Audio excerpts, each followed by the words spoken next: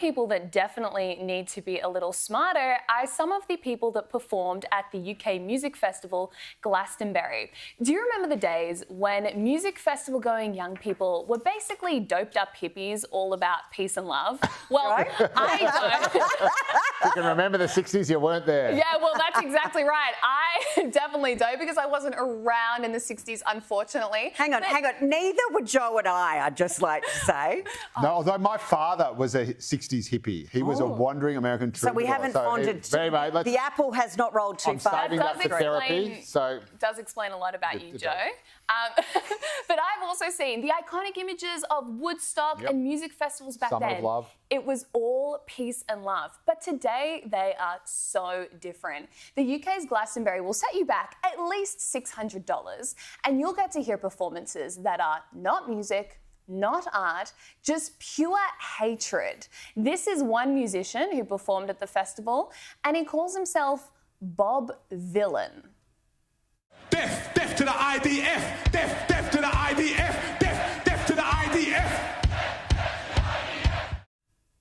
This is another band that was also at the festival called Kneecap. One of their band members has been charged with a terror offence after displaying a flag in support of Hezbollah and allegedly shouting, "Up Hamas, up Hezbollah."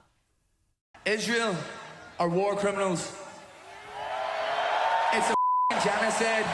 Like, I know sometimes, listen, I can see the amount of Palestinian flags here and it's insane. The BBC editor is going to have some job.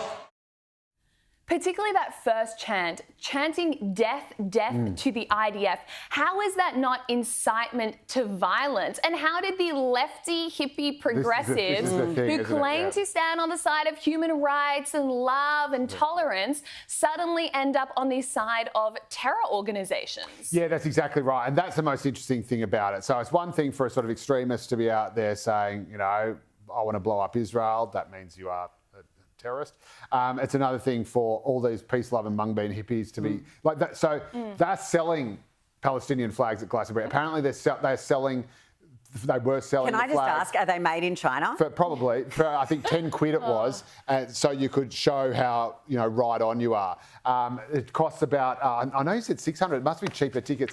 From what I could gather, the basic entry pass for the full 3 days was $800 Australian, so £340 about. Crazy. So we are talking rich, cashed up, progressive hipsters who go to these things, right? These are not for the working man.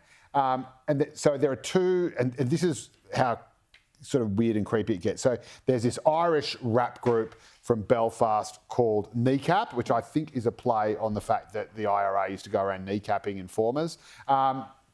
Then they, last November, a year after the October 7th attack, one of their members, to show how hardcore they were, shouted, "Up Hamas, up Hezbollah," draped himself in the Hezbollah flag. Now, because the UK has all these kind of, to be honest, quite draconian sort of hate speech laws, we can talk about that later.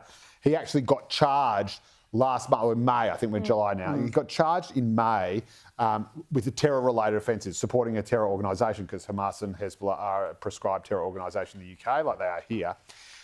Glastonbury still put him on. So even while he was being charged with supporting a terrorist organisation, Glastonbury still has him on. Now, this creates a pickle for the BBC, because the BBC is live streaming the whole thing. So what the BBC do is say, right, we're not going to live stream Kneecap, but what they didn't know was there was another group called Bob Villain, get it, the clue's in the name. This is a duo who use fake names, both Bobby Villain. So there's Bobby Villain with a Y and Bobby Villain with an IE, and they're both members of the group called Bob Villain.